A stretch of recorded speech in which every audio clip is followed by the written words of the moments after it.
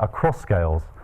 So we're going to be looking at models that model the individual decision maker, right up to representations of the land system of the whole of the world.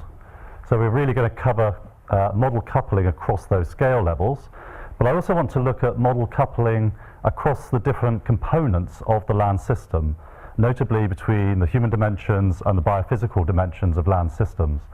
So this is ambitious. Some of it really exists, some of it is aspirational, and some of it is just a glint in my eye, which may happen at some future point. But it's to try and raise some of the conceptual issues that we're faced with in trying to have complete process-based representations of complex land systems across multiple scales. And that's what this exercise is about, this presentation is about. Okay, so I should start with what is the current state of the art in global land system modeling, and almost all of it is exclusively based on technology known as integrated assessment models. I'm sure many of you are familiar with those. These are models that have largely derived from the energy economy modeling communities that are used to inform the IPCC process, notably. So they basically incorporate macroeconomic modeling, usually based on optimization approaches, computable general equilibrium models, or partial equilibrium models, and no other behavior behind the system. They're often not necessarily particularly well spatially resolved. They often have very aggregate modeled units that are used. And there's a whole range of different examples of integrated assessment models. Within the IPCC process, there's probably 4 key models that are used to report on changing trajectories of the economy and the energy sectors.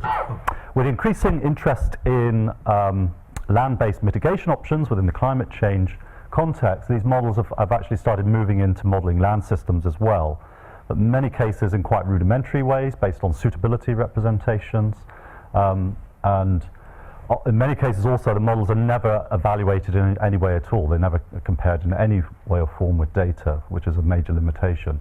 I'm raising this as an issue because actually these models really are used to inform policy processes through the IPCC. They actually have incredibly strong resonance within policy communities internationally. Okay?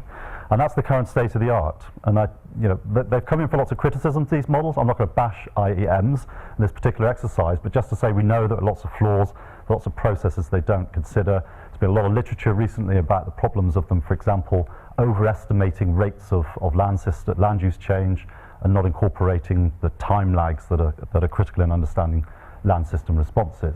But that's the state of the art.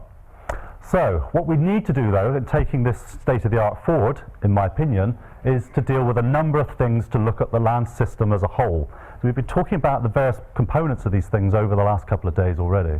Okay, we need to account for a wide range of human behavioural and decisional processes. We need to deal with international trade, of course, in land commodities. There has to be economics in there, I agree with you, Brett. There always needs to be economics in these models.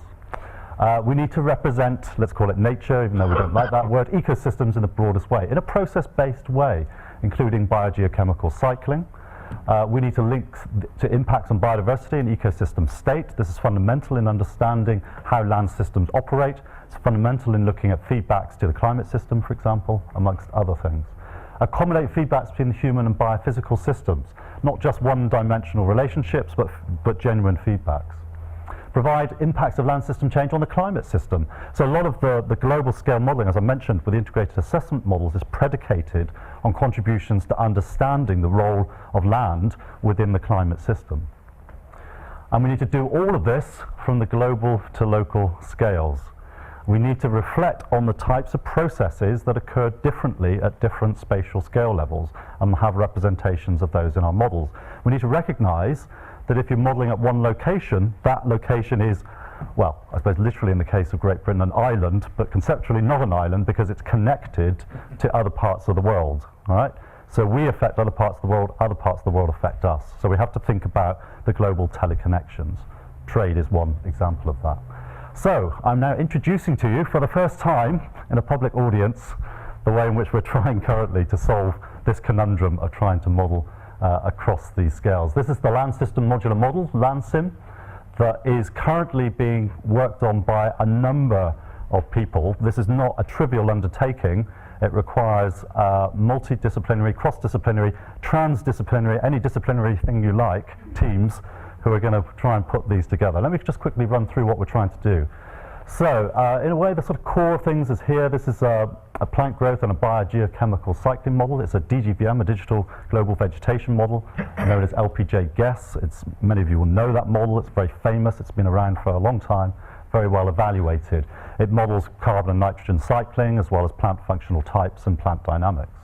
So that gives us some representation of natural capital and how the natural world is evolving. We already have a coupling with a global land use and trade model called PLUM. It's the parsimonious land use model. It's a sort of quasi-partial equilibrium model. I say quasi because it never actually reaches equilibrium, so it's not strictly speaking an equilibrium model. But it has some parallels, some interests, some commonalities with those approaches. We're looking at trying to, what PLUM does, as a lot of these macroeconomic models do, is to look at processes at the country or national level and the relationships between countries through trade, for example. What it doesn't do is the subnational modelling. We could do a graphical downscaling, we can produce maps, and I'll show you some in a moment, but it's not really process-based subnationally. So that's where we want to bring in what Callum was just talking about earlier, the crafty model, to look at the individual decision-making. And again, just to make Brett happy, the way we're doing that actually is through price signals, right?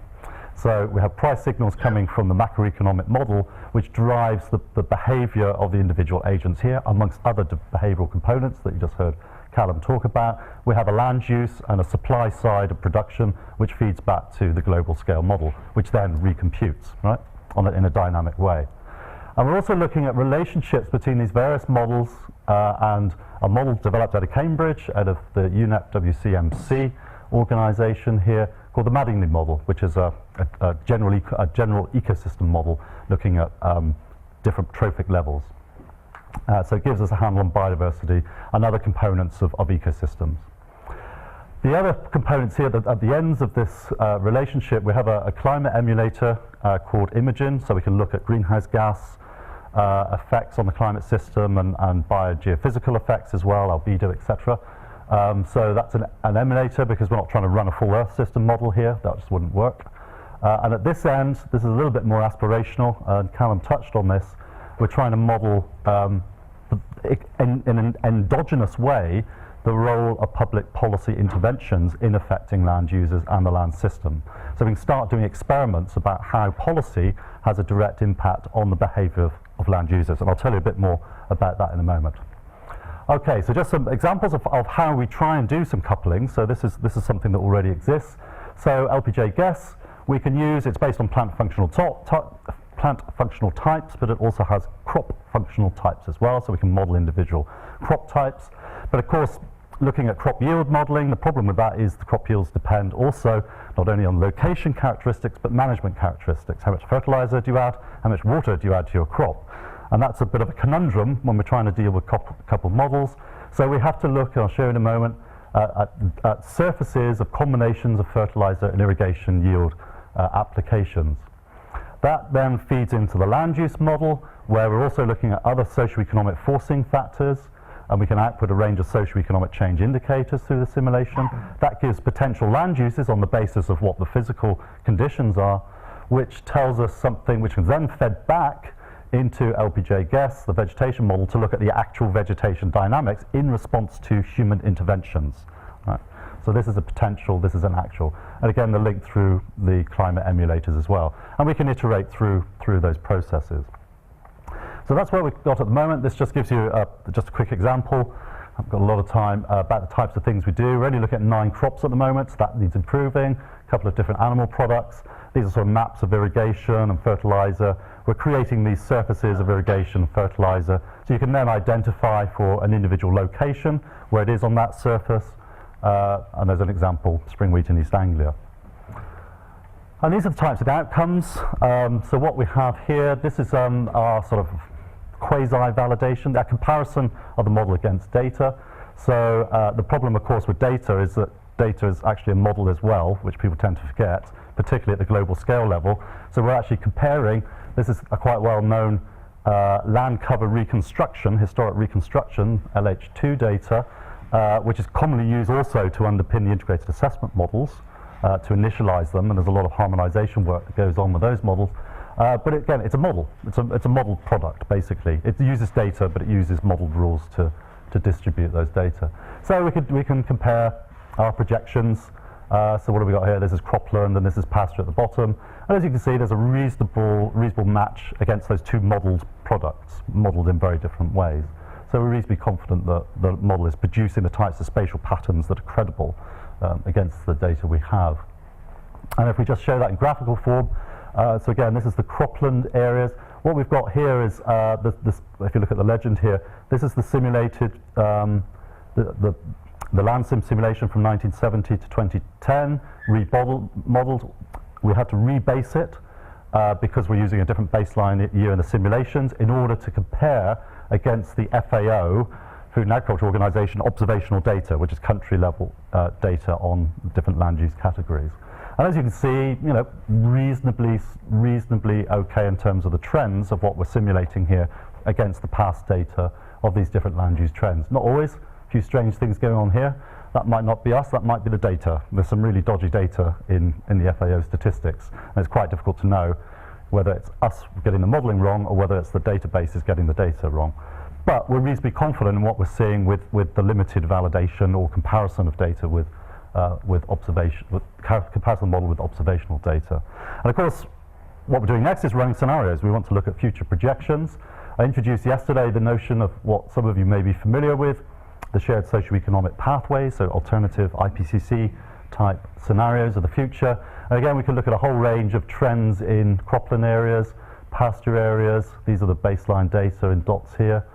We can look at the amount of nitrogen applied, we can look at irrigation water, food, feed, etc. And again, you can see, well, it's some of these, this is the SSP3 scenario, pretty dysfunctional. It's the same scenario that Callum was showing as a sort of dysfunctional type of world.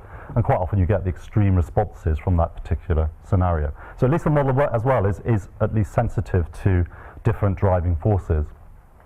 And we can look at agricultural expansion, again, for the different scenarios and different parts of the world. What's particularly notable in this case, you might see is a lot of the agricultural expansion occurs in the tropics, and clearly that's going to have major implications for biodiversity, for carbon stocks, etc., etc. And we find that in many different scenarios, actually. Even scenarios where we do stylized scenarios of the whole world becoming vegan, the problem with reducing animal products is there's some pastures where you can't grow crops. So actually veganism can also lead to expansion of cropland areas, and a lot of those expansion areas end up being in the tropics. So it's not necessarily a win-win outcome in terms of environmental impact. We have to think of those trade-offs. I'll try to skip through quickly, and also we're trying to look at some of these impacts I'm mentioning, the changes we're looking at. Can we look at how those changes correspond with, for example, biodiversity hotspots, as you can guess from the tropics examples I showed earlier. Going quickly, how much longer have I got, Paula? 4 minutes. 4 minutes, very good. So I'm going to skip through that one actually. That's just to show as well that what we're trying to do is generate a whole range of different ecosystem services outcomes as well across those different scenarios. So you can look at the different trends that we're seeing across those scenarios. And some of those trends are quite consistent in terms of the direction of change, although the magnitude may be very different. So this is just the last couple of slides I wanted to get onto and talk a little bit more about, which was the institutional modelling. And I think this is critical. Once you get away from looking at very small landscapes, once you start scaling up and you look at coupling models across those spatial scales, you start to have to think about processes that you wouldn't normally have to think about. And some of those processes are institutional interventions. They're critical. Yet, how many models are there of the role of public policy institutions? We don't model institutions. They're critical. They're a key agent in land systems. So we feel that we need to start thinking about better endogenizing these types of processes. What we got here is what I was showing you earlier: the ecosystem modeling, climate emulator, the global land use stuff, and we're trying to, within that, look at the crafty sub-level, and we're trying to look at the institutional relationships that affect the way in which land users make decisions. Right? I'm not going to go into the crafty stuff because Callum's already talked a lot about that, so you get a sense of how we're modeling subnationally. So, to endogenize policy processes, this is the way we conceptualize it at the moment. This is work in development. We've got some initial models that we're constructing and beginning to test and evaluate. We look at multi-scales within institutional models because that's often the way that the world works. Institutions operate at different levels. So if you think in the European context, you've got the European Union. Well, I live in Germany. You lot used to have the European Union. You've got the European Union level that has an influence at the national level, the member states that implement European directives. At the national level, you have a feed through down to regional authorities who then implement targets imposed, for example, at the national level. So there's a whole set of relationships but across what we call generically a global agent, a higher spatial scale agent, and the local agents. And also, we have institutions that are responsible for different sectors. You know, we have agriculture institutions, forest institutions. Quite often they're not joined up at all, and that's something we can do experiments on. But what the institutions are doing, they're monitoring what's going on in the landscape. And we're trying to model these institutions as agents in their own right. They behave like agents. They have objectives and goals. They have actions that they can implement. They have policy levers they can pull. So the way we're conceptualizing this is that the institutional agents are monitoring what's going on in the landscape, and they're trying to see, does that match with our objectives of what we're trying to get from the landscape? If it doesn't, they need to implement an action.